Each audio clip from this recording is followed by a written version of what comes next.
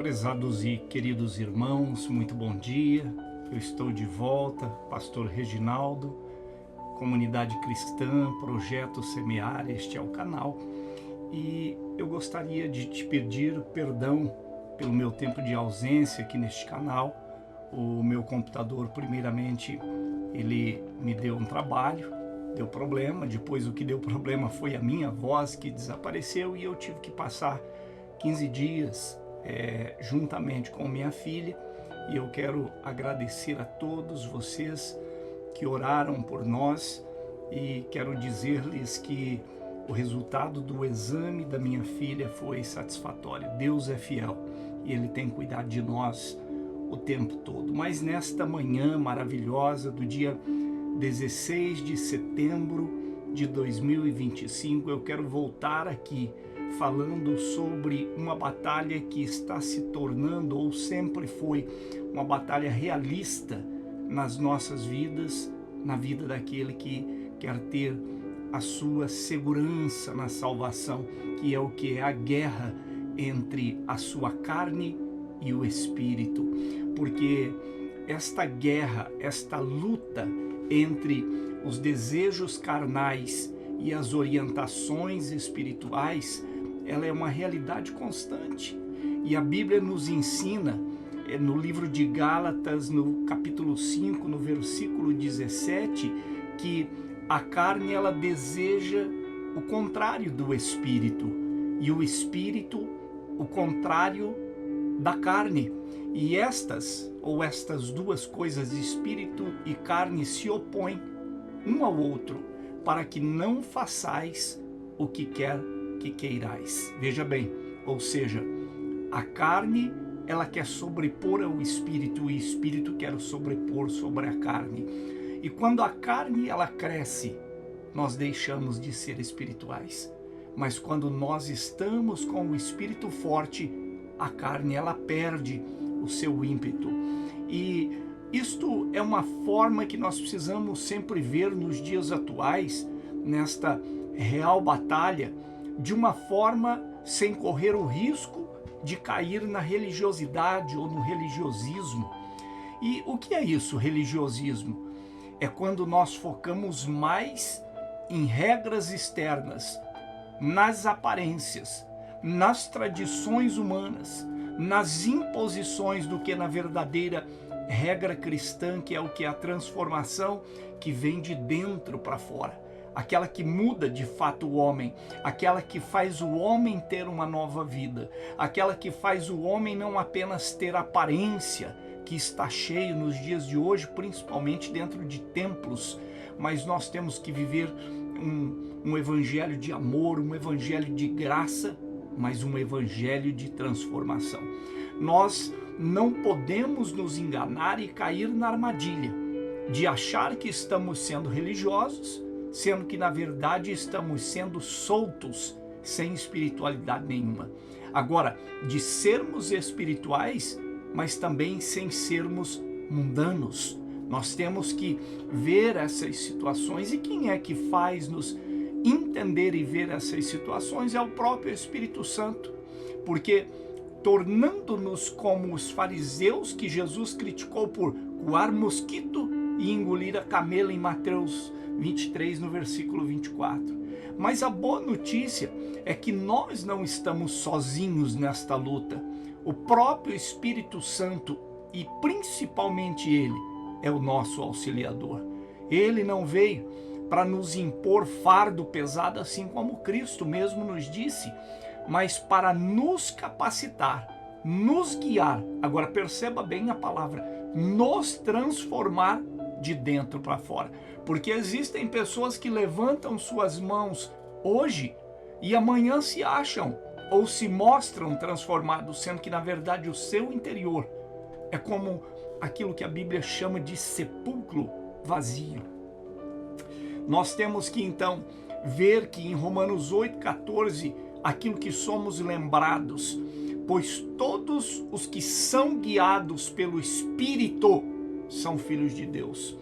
E como então nós podemos conviver nesta batalha sem nos tornarmos religiosos? Nós devemos ter foco no relacionamento com Deus, mais do que seguir uma lista de você deve fazer ou você não deve fazer. É nós ouvirmos a voz do Senhor, ansiar por um coração rendido de verdade a Deus, buscar a intimidade com Deus, através do que? Da oração, da leitura da sua palavra e da comunhão com outros cristãos verdadeiros. Deixar que o amor de Deus nos motive de verdade, de maneira justa, e não pelo medo de desagradar alguém ou buscar uma aprovação humana. Isso, na verdade, muitos fazem, mas na verdade não servem a Deus, vivem, como disse já, de aparência. Agora, a dependência do Espírito Santo é a chave, reconhecendo as nossas limitações, sabendo que nós, por mais que saibamos aqui, tenhamos estudo aqui, somos formados aqui em 1, 2, 3, 4 universidades, mestrado, doutorado, não importa. Nós temos que saber que como homens nós somos limitados. Não há como a sabedoria do homem fazer frente à sabedoria de Deus. Não há como. O homem passará toda a sua vida e será sucessivamente por outros que virão a estudar aquilo que já foi estudado e tentar avançar, e não conseguirão alcançar nunca a sabedoria de Deus. Sempre serão hipóteses, suposições, e estas cairão ao longo do tempo, porque o Senhor não se deixa escarnecer. A Bíblia diz que a sabedoria do homem para Deus é loucura. Então imagine você. Agora, a vitória sobre a carne, ela vem justamente desse relacionamento e dessa dependência do Espírito Santo agindo em nós o tempo todo. Pedirmos a Deus, ao Senhor, que renove o seu Espírito nas nossas vidas através das nossas escolhas, que seja Ele nos guiando. Termos a graça e o perdão como a base da nossa vida. Sabemos que errar é humano, mas permanecer em desespero porque nós erramos, porque no passado nós pecamos, isso é uma armadilha do legalismo do diabo. Nós devemos esquecer do nosso pecado e dos nossos erros, desde que realmente de verdade dentro de nós há um arrependimento, e apagar da nossa mente esse erro e não ficar lembrando e saber que o Senhor apaga com uma esponja ensanguentada os nossos erros, os nossos pecados, e os lança nas profundezas e esquece. Não fica nos acusando. Quem nos acusa é Satanás, diz a Bíblia. Agora, a cruz de Cristo, ela nos garante o perdão e a possibilidade de um recomeço. Lembre-se sempre da graça, e é ela que nos sustenta. Não é porque somos merecedores, não é porque nós pertencemos à classe social A, B, C ou D, ou seja lá qual for, ou porque nós temos um estudo mais elevado ou não estudamos. Não é isso. A graça, ela nos alcança justamente pela misericórdia de Deus. Amar ao próximo como prioridade, porque Jesus, ele resumiu toda a lei em 2 mandamentos: amar a Deus acima de tudo e amar ao próximo como a si mesmo. Isso está em Mateus 22, do 27 até o 39. Quando o nosso foco está em amar, servindo e estendendo a mão ao outro, a batalha interna, ela se torna um caminho de crescimento e santificação guiado pelo amor. Então, que nós possamos ver isso e olhar que quando nós temos o Espírito nos direcionando, quando nós nos perdoamos pelo passado, pelos erros, desde que nós também estejamos de fato dispostos a mudar de vida, abandonar o erro, abandonar o mundo, abandonar as armadilhas de Satanás, não viver com um pé no mundo, um pé com Cristo, um pé no mundo, um pé na igreja. Não devemos viver desta forma. Devemos ter uma vida diante de Deus, excluir da nossa vida os erros, a boca suja, os palavrões, o engano, a mentira, a traição, o malfazejo, todas as coisas que trazem para a vida alheia e para as nossas vidas erros e perdições, pecados e decepções. E veja você, quando nós colocamos os nossos olhos em Cristo, no sacrifício da cruz, nós vemos que esta guerra entre carne e espírito, ela será vencida pelo Espírito quando nós nos debruçamos diante da grandeza de Deus. Então, que nós possamos, nesta manhã, nos lembrarmos de viver esta jornada cristã com alegria e leveza, entendendo que a verdadeira fé, ela é um relacionamento vivo com o nosso Salvador e não um conjunto de regras vazias.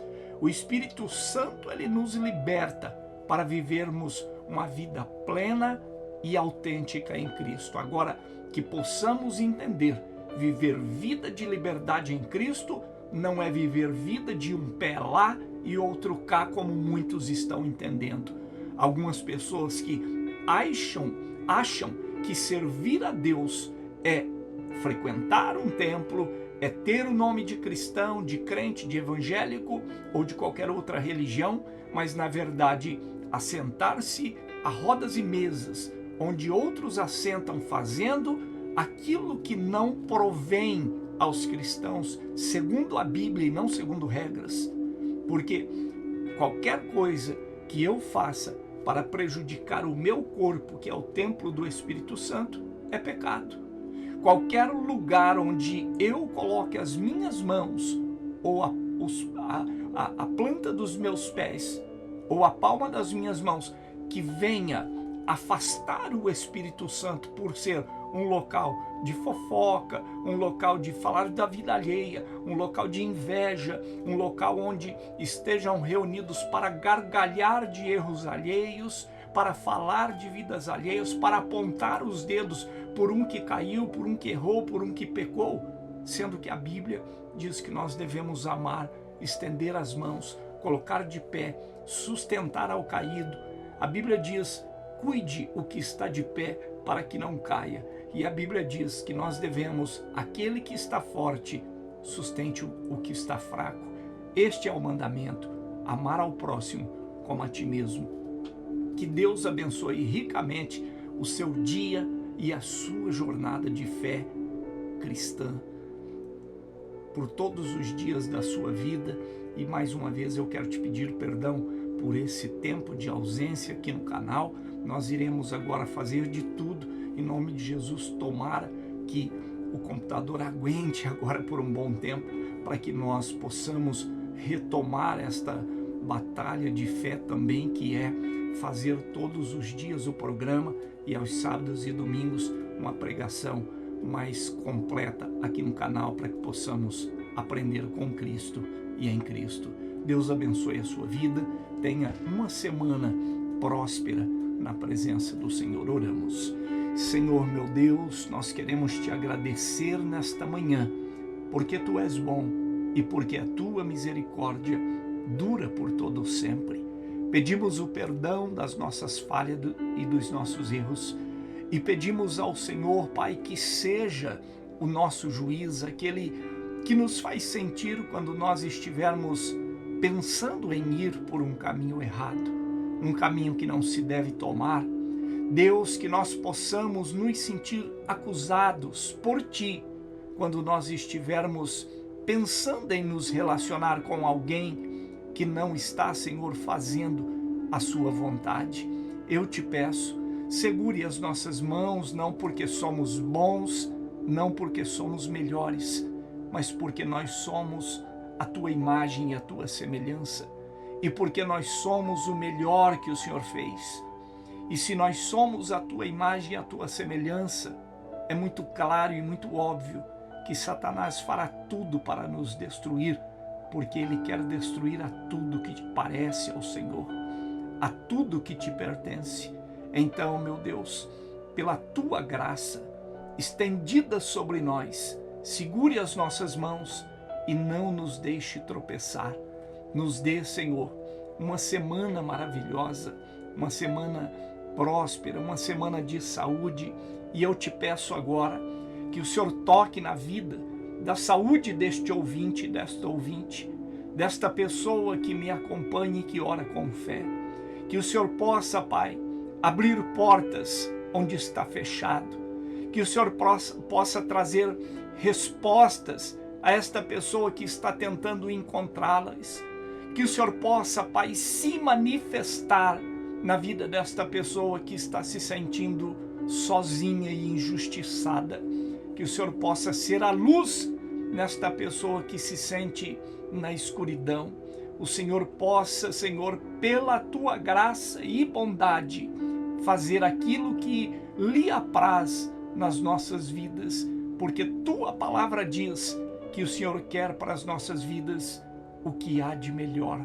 Nós te agradecemos por isso, pelo sacrifício da cruz e por nos sustentar nesses dias tão difíceis que nós estamos vivendo. Em nome de Jesus nós oramos e te agradecemos. Amém e graças a Deus. Queridos e amados irmãos e irmãs, amigos e amigas, nos encontramos amanhã aqui neste mesmo canal, no seu programa, começando o seu dia com Deus. Deus abençoe e até lá.